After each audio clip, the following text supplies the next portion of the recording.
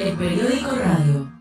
A veces nos damos cuenta de que vivimos en una burbuja. Afuera, lejos de lo que nuestro entorno nos muestra, existen otras realidades. Queremos que te acerques a esas voces diferentes y que te enteres de todo eso que quizás te has perdido sin querer. Únete a nuestra comunidad. Tenemos un espacio para ti. Estás en el periódico radio con Jaime Moreno. El periódico radio. Hey amigos y amigas del periódico, ¿cómo están? Bienvenidos a una edición más, a un episodio más del periódico radio, aquí por nuestras distintas redes. Ya saben que nos pueden encontrar en Instagram o nos pueden encontrar en Spotify como el periódico radio. También esta edición la van a poder ver en Facebook Live, aunque de una manera diferente, ya que en esta ocasión no tenemos a ningún invitado presente acá en el estudio, pero no por eso la plática es menos importante.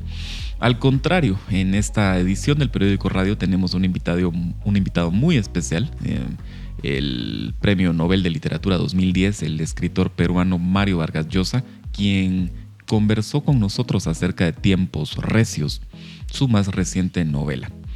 ¿Qué es Tiempos Recios? Bueno, Tiempos Recios es la versión muy particular de Vargas Llosa acerca, sobre todo, del magnicidio de Carlos Castillo Armas y también un poco acerca de la revolución y la contra en Guatemala.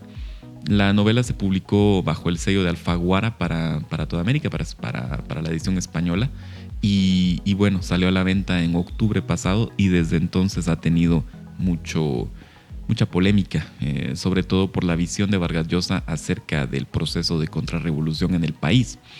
No digo que esto sea inválido ni nada por el estilo, al contrario, es la visión del escritor, pero ha generado mucha polémica porque, contrario a la afiliación política y a las ideas del neoliberalismo a las cuales Vargas Llosa se ha sumado en los últimos años, en Tiempos Recios lo que hace es una especie de apología del tiempo revolucionario. Deja muy bien paradas las figuras de Juan José Arévalo y también la de Jacobo Arbenz, y por el contrario es muy duro, muy crítico con el proceso de contrarrevolución en el país y también con la figura de Carlos Castillo Armas. La tesis de la novela es puntual, es sencilla. El involucramiento del general Trujillo, el dictador de República Dominicana en esa época, en el proceso de contrarrevolución y también el asesinato de Carlos Castillo Armas. Para esto, Vargas Llosa se vale de una serie de artilugios que da la literatura, como una estructura narrativa casi coral, como también una serie de escenas cortas que se van sucediendo para poder hilvanar la novela, pero no por eso deja de ser ficción. En la plática que ustedes van a escuchar, Vargas Llosa lo deja claro, lo deja bastante claro, que al final esto es únicamente una historia de ficción, una historia tratada desde la literatura y con todas las licencias que la literatura se permite. Caso contrario de la historia, por ejemplo, en la cual se tienen que apegar a los hechos verificables. Por el contrario, en Tiempos Recios lo que Vargas Llosa hace es hilvanar una historia que va reconstruyendo con personajes, con situaciones imaginadas, con situaciones inventadas, que respeta sí algunos hechos históricos, pero que al final lo que trata es mostrar una historia de ficción. Es una novela al final de cuentas, y eso es lo que el Premio Nobel defiende cada vez que habla de ella.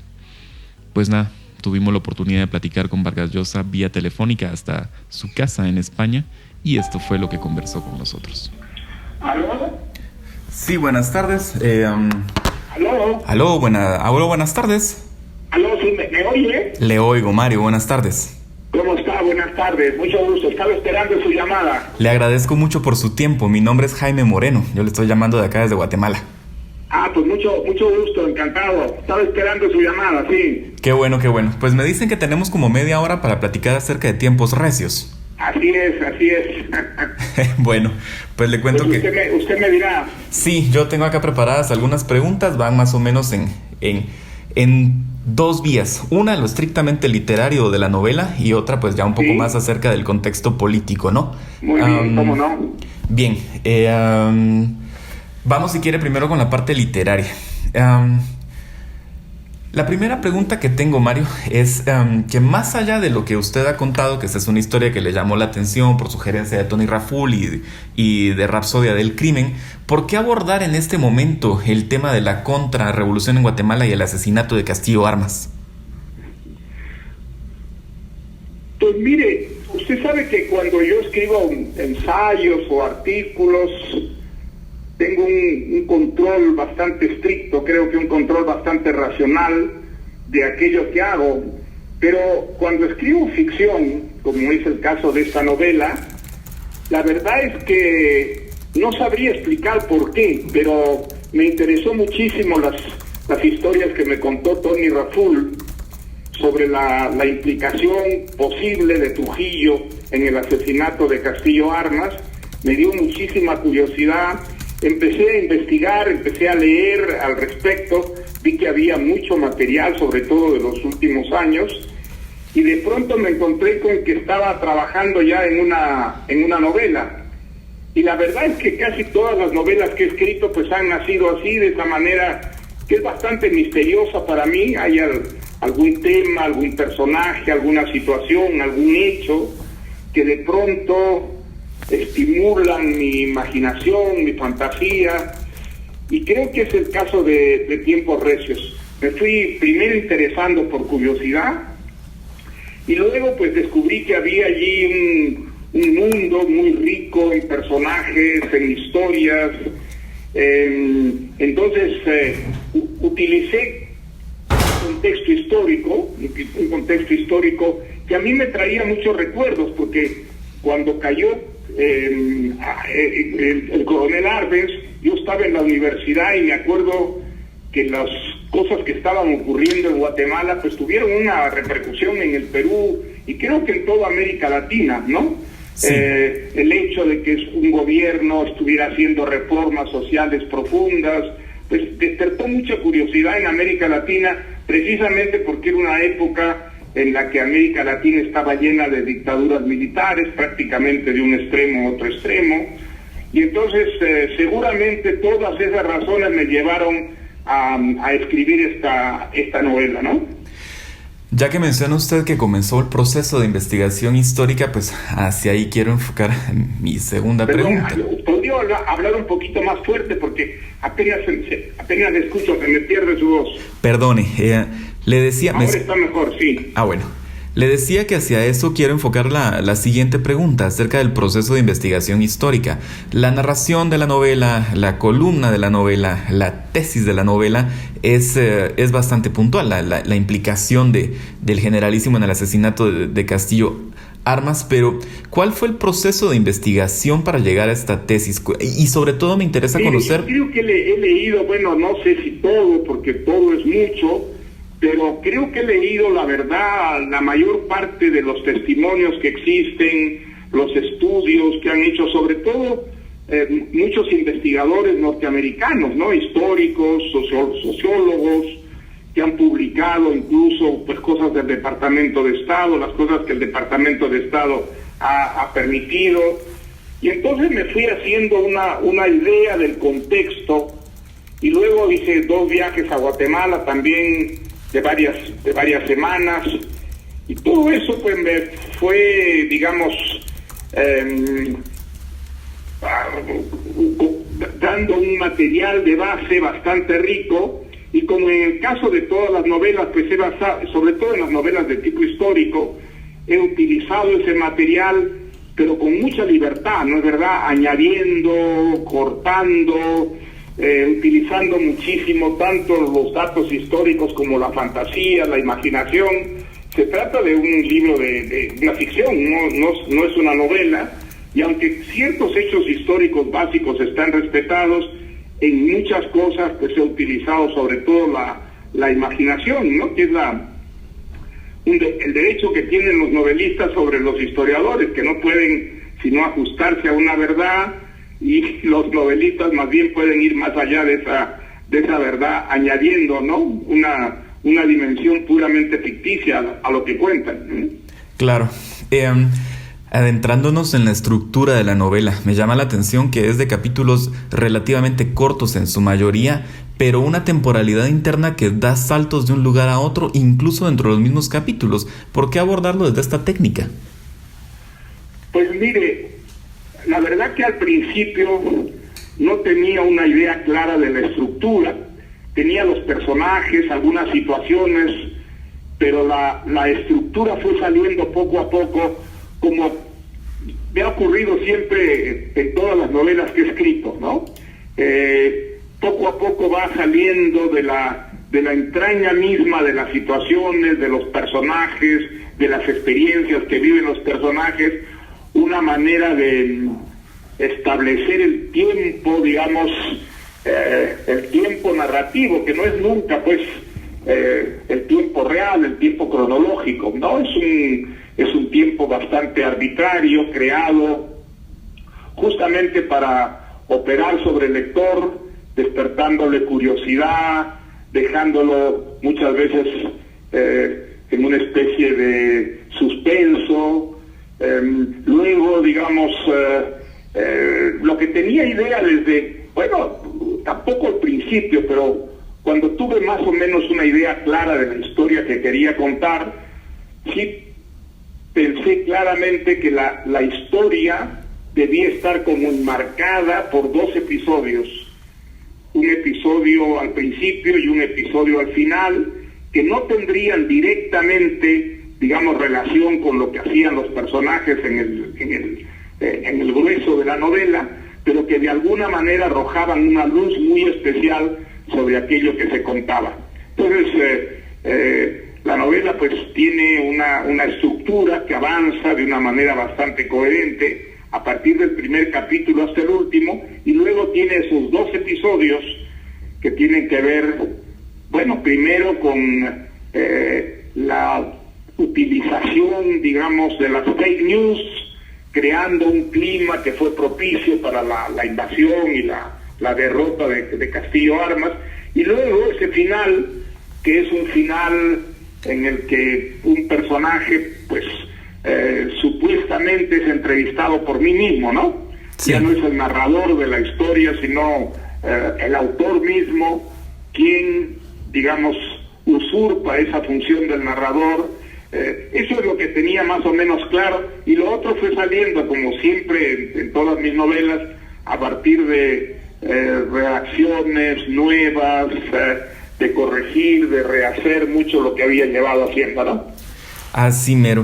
Justamente eso le iba a preguntar, pero ya usted me lo acaba de contestar, esa duplicidad de voces narrativas, ¿no? Una que se asemeja como un alter ego y la otra que pues ya cuenta la narración como tal. Pero si hablamos de los personajes, también me llamó la atención que es una novela casi coral, ¿no? ¿Por qué adoptarlo por este tipo de voces múltiples y no solo por la de un único personaje? Es verdad, hay muchas voces que se suceden, ¿no? Como voces narrativas, voces que cuentan desde la perspectiva de distintos personajes.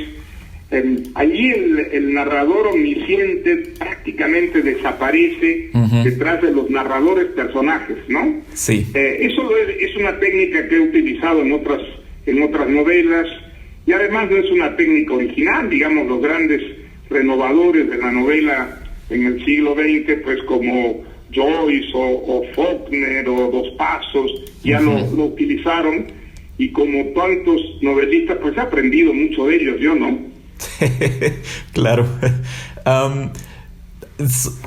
Yéndonos otra vez sobre encima de los personajes, otra cosa que llama la atención es que al momento de perfilar estos 2 polos guatemaltecos como el de Arbenz y el de Castillo Armas, son tratamientos completamente opuestos, ¿no?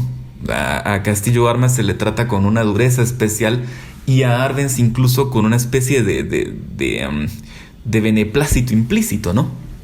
Bueno, mire, digamos, hombre, en las novelas, aunque aparezca una cierta neutralidad, y yo creo que en el tratamiento debe haber esa neutralidad, un narrador siempre toma partido, ¿no es verdad? Sí. Yo creo que es muy claramente en esta novela, pues, la posición del autor en contra de los golpes militares, clarísimamente ve con cierta simpatía las reformas que intenta hacer el coronel Arbenz, y al mismo tiempo creo que no hay en la novela ninguna falsificación de una realidad. Digamos, todos los problemas que surgieron allí están más o menos presentes, y claro, creo que, digamos, una novela no puede ser totalmente partidista, pero una novela sí debe tener una cierta orientación, sobre todo en el campo político, y esta novela pues tiene una dimensión política, por supuesto, también, ¿no? Sí, la tiene. Y bueno, justo sobre eso quiero plantear las siguientes preguntas. La primera es más que una pregunta, es una noción que me quedó al final de la lectura. Es la historia oficial, los gobiernos nos mienten históricamente, ¿no? Bueno, la verdad que la historia oficial no es nunca una historia genuina, auténtica. Es una historia que está pues fabricada fundamentalmente para justificar a ciertas opciones o a ciertos personajes. En ese sentido, un escritor tiene una libertad que no tienen nunca los historiadores, sobre todo si somos historiadores oficialistas, ¿no? Uh-huh. Entonces, al mismo tiempo creo que, digamos, es muy importante ver en este libro el elemento de ficción. Hay un elemento de ficción que se sobreimprime sobre la historia misma, y al final es el que debe darle, digamos, la verdad o la mentira a la ficción, ¿no? Cuando uno escribe una novela, fundamentalmente escribe un libro de ficción, aunque tenga raíces históricas y aunque, digamos, haya personajes históricos o materiales históricos que aparecen en la obra, ¿no? Sí, lo que sí definitivamente no es ficción es el hecho de que las cúpulas militares han estado siempre. ¿Podría hablar un poquito más alto? Sí, lo que le digo que no es ficción es que las cúpulas militares han estado demasiado cerca del poder en América Latina a lo largo del siglo XX, ¿verdad? Así es, y esa ha sido la gran desgracia de América Latina, ¿no es verdad? Pero digamos, en cierta forma también ha sido falta nuestra, de los civiles, que no hemos sido capaces de crear un sistema en el cual los militares tuvieran una función eminentemente militar en nuestras sociedades y se convirtieran en factores de la vida política, ¿no?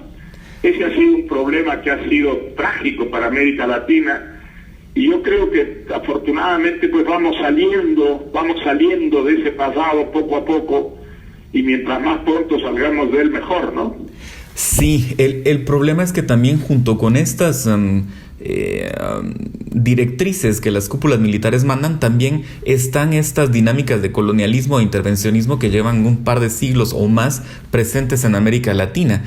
El problema es que más allá de los países liberarse de estas dinámicas, pareciera que cuando los dejan solos lo hacen peor, ¿no? Así es, efectivamente, y hay muchos casos, muchos ejemplos desgraciadamente contemporáneos de esa verdad, ¿no? Sí, justamente en varios lugares. ¿Cómo tras el proceso de investigación de esta novela y tras la ficción que usted hace de esta etapa en Tiempos Recios, también quiero que me cuente en sus palabras cómo podemos resumir desde la historia lo que pasó aquí durante la Revolución y la Contra? Bueno, pues mire, yo creo que Guatemala se adelantó un poco al resto de América Latina en el sentido de, habiendo elegido democráticamente a un presidente trata de hacer reformas sociales profundas y trata de hacerlas dentro de un contexto democrático, respetando pues una legalidad, respetando una libertad, sin pretender de ninguna manera acallar, digamos, la libertad de la prensa, el derecho de crítica. Y quizá por eso lo ocurrido en Guatemala durante, bueno, ya en la época de Arévalo, pero sobre todo en la época de Arbenz, provoca una enorme curiosidad, un enorme interés en América Latina, sobre todo entre la gente joven, como era yo entonces. Mucha gente pues vimos en el caso de Guatemala algo así como un ejemplo a seguir. Y el hecho de que este intento, hombre, que fue, por supuesto, no fue un intento fácil, no había una tradición, digamos, legalista muy fuerte en el país, entonces se cometieron algunos abusos, hubo excesos, seguramente todo eso es perfectamente realista, esperable, ¿no? Ahora, que ese experimento fuera cortado de una manera tan brusca, tan brutal, y con una intervención norteamericana, eso tuvo unas consecuencias que fueron trágicas para América Latina, porque A mucha gente joven, sobre todo, la llevaron ya a descreer de la democracia, a pensar que en la democracia no se podían hacer esas reformas sociales, y los llevaron a buscar en la guerrilla, siguiendo el modelo cubano, el paraíso comunista, y yo creo que eso atrasó por lo menos 50 años la democratización de América Latina. O sea que la consecuencia, digamos, de la caída de Arbenz, la frustración con el experimento de Arbenz, tuvo una repercusión enorme en el continente. Y yo creo que incluso en la propia Revolución Cubana, lo ocurrido en Guatemala radicalizó muchísimo y empujó, quizá de una manera definitiva, a Fidel Castro, a los barbudos, a convertirse en comunistas, a buscar la alianza con la Unión Soviética. Tal vez nada de eso hubiera ocurrido si Estados Unidos, en lugar de derribar a Arbenz, hubiera apoyado más bien las reformas, que es lo que trató de hacer Kennedy después con la Alianza para el Progreso. Pero claro, lo ocurrido en Guatemala se adelantó a un fenómeno que solo muchos años después tendría, cuando América Latina estaba ya profundamente orientada en la otra dirección, ¿no? Yo creo que por eso lo ocurrido en Guatemala desbordó realmente muchísimo las fronteras de Guatemala y tuvo un efecto muy negativo en el resto de América Latina, ¿no? Sí. Quizá esa es una de las razones por las que a mí el tema me ha apasionado tanto, me ha interesado tanto.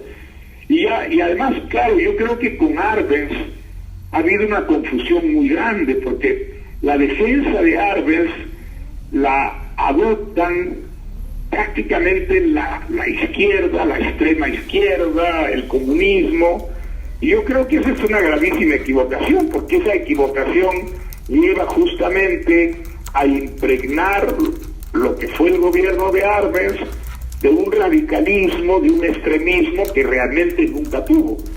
Yo creo que somos los demócratas, quienes no creemos en el comunismo, sino en la democracia, los liberales, quienes deberíamos defender lo ocurrido en Guatemala como un precedente de aquello que quisiéramos para América Latina, es decir, democracias genuinas, libertad, legalidad, y dentro de eso reformas sociales profundas que crearan pues igualdad de oportunidades, que es el sueño de un país verdaderamente democrático y moderno, ¿no?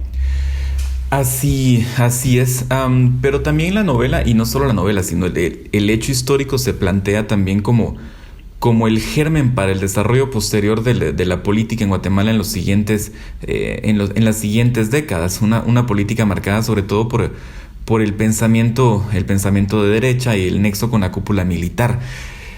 Partiendo de eso, también en los últimos años usted ha estado en Guatemala invitado por tanques de pensamiento de derecha.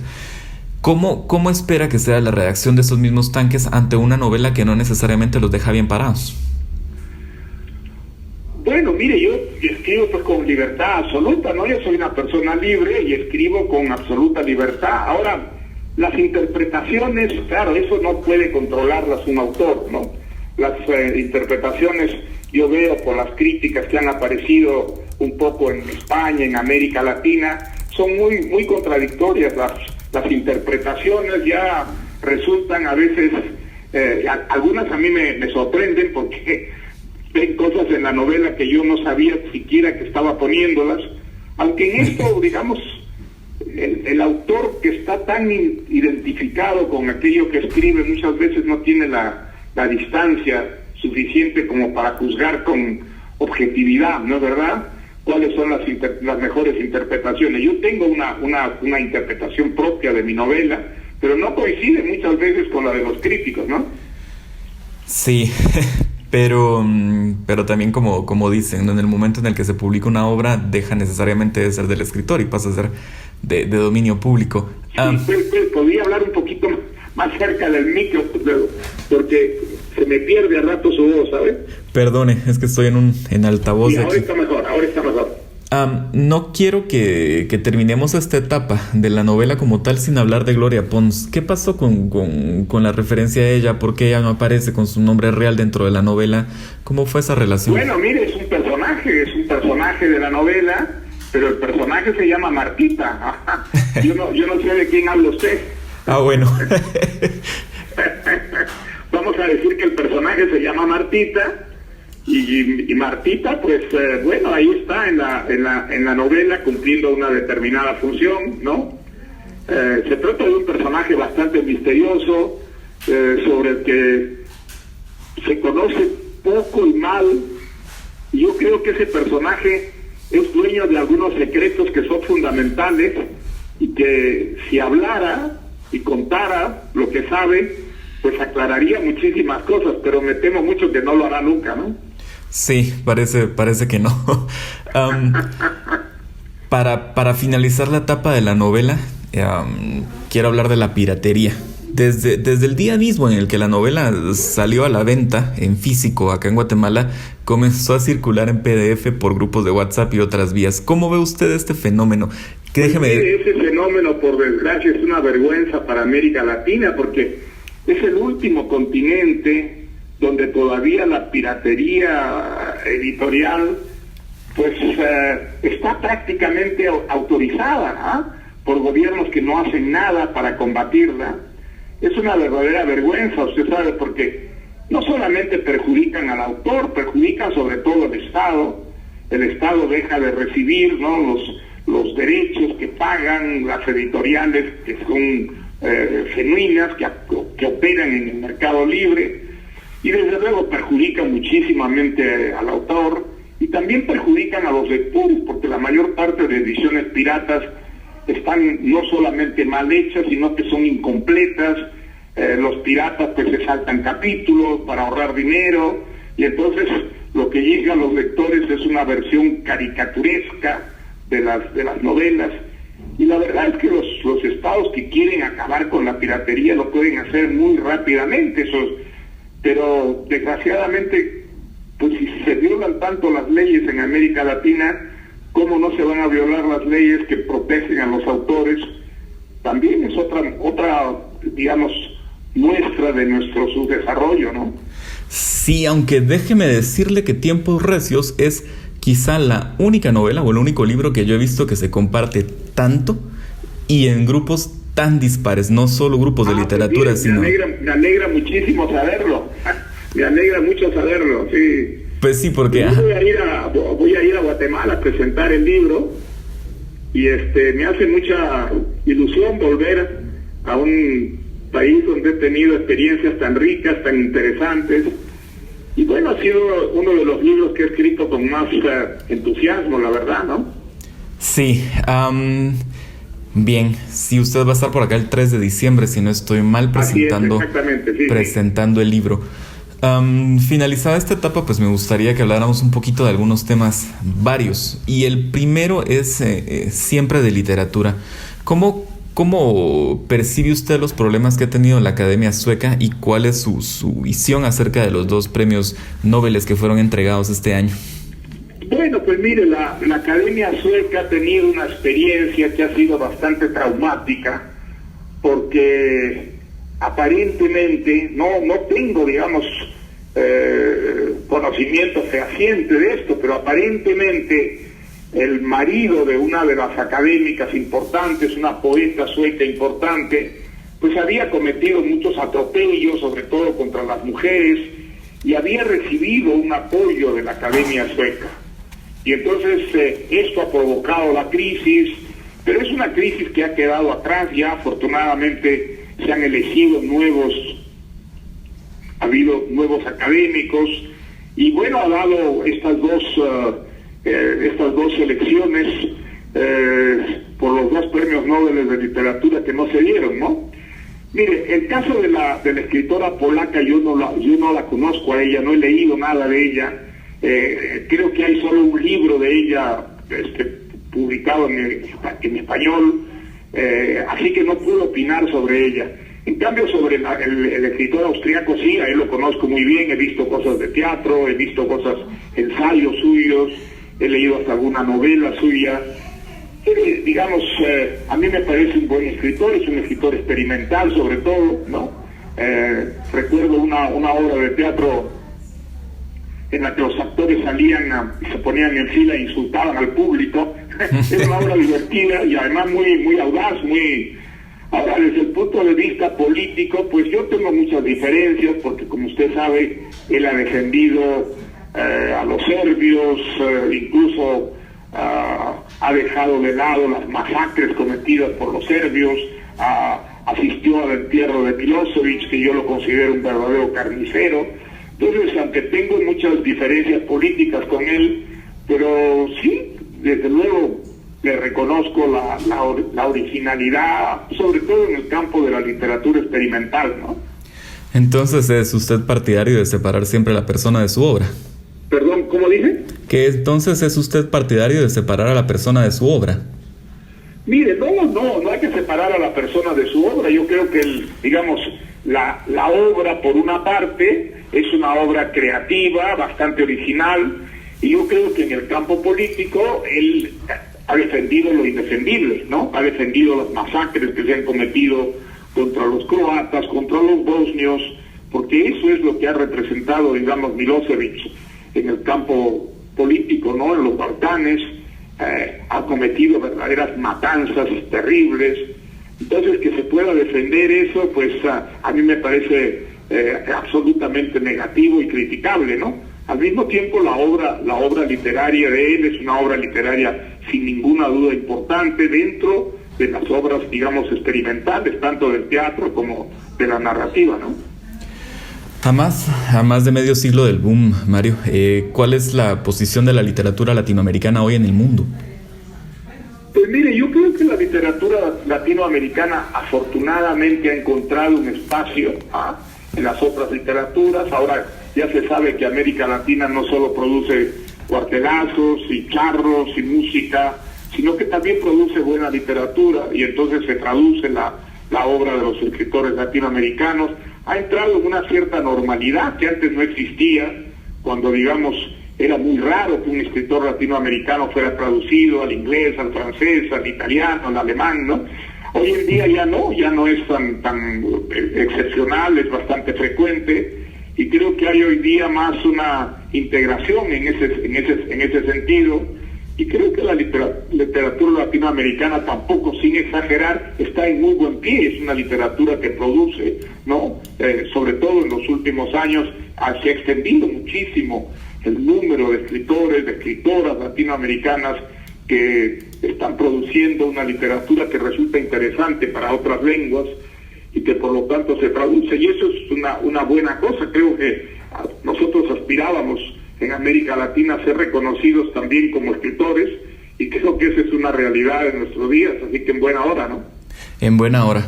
Acaba de finalizar también el Congreso de las Academias Españolas. Hablemos un poquito del lenguaje inclusivo y el español contemporáneo. ¿Hacia dónde se puede prever que va el idioma español? Pues mire, yo creo que tenemos que estar en ese campo muy satisfechos. Los riesgos que había en el pasado de que fuera a fragmentar el idioma en idiomas nacionales, ya no existe, prácticamente ese riesgo ha desaparecido, y hoy en día hay una colaboración muy estrecha, afortunadamente, tanto en la Real Academia Española y en las academias latinoamericanas. Hay una colaboración que es muy estrecha. Se vio justamente en la reunión de Sevilla, que fue multitudinaria, ¿no? Vinieron prácticamente delegados de todas las academias latinoamericanas, la participación fue muy intensa, y creo que esa colaboración pues es lo justo, algo que en el pasado no existió, pero que afortunadamente hoy en día, y que está, digamos, reflejándose además en los diccionarios y en las publicaciones que hace la Real Academia Española, en la que están siempre presentes las voces latinoamericanas. Creo que esa es una buena cosa para nuestro idioma, para el idioma conjunto, que es uno de los idiomas que progresa más en el mundo, que abre cabeceras de playa en otros países, y creo que, digamos, el estado del español no puede ser mejor, ¿no? Exacto. Y ya para cerrar, volviendo un poquito al contexto político latinoamericano, toda la región pareciera ser una olla de presión de rabias contenidas en la actualidad, ¿no?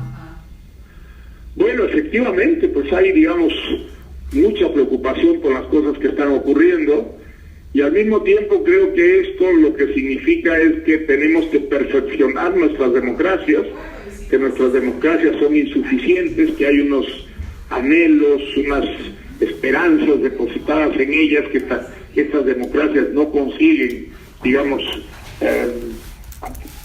no consiguen realizar, y que entonces el defecto está en nuestras instituciones, está en nuestras tradiciones, en nuestras costumbres, pero de todas maneras, mira, haciendo, digamos, el balance, yo creo que hay más razones para ser optimista que pesimista, ¿no?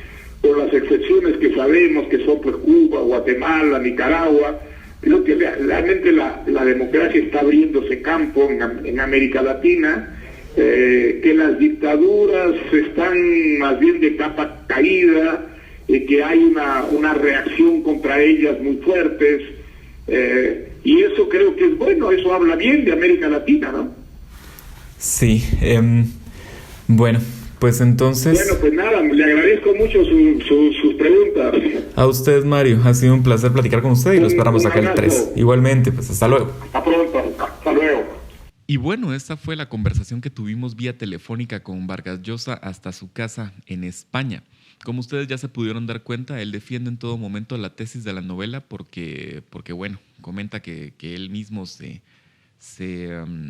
puso a investigar bastante, que llegó a esta historia por sugerencia de un amigo dominicano, por la lectura de una novela que ya trata el tema, pero que sin darse cuenta pues ya estaba escribiendo una novela a medida en que iba investigando acerca del proceso de revolución, acerca del proceso de contrarrevolución y acerca del proceso del asesinato de Carlos Castillo Armas.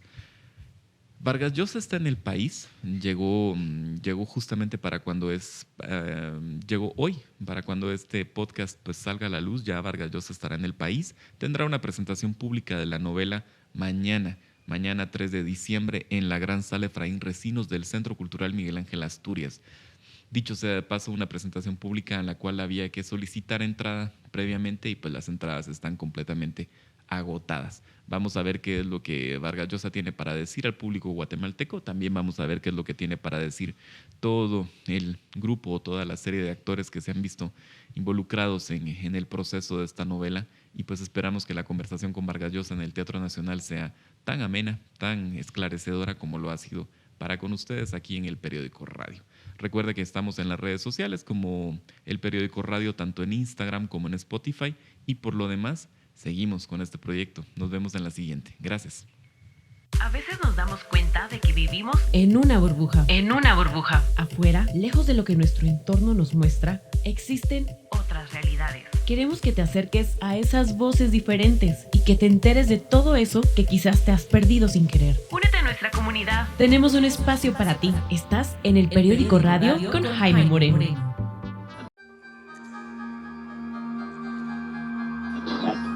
El Periódico Radio.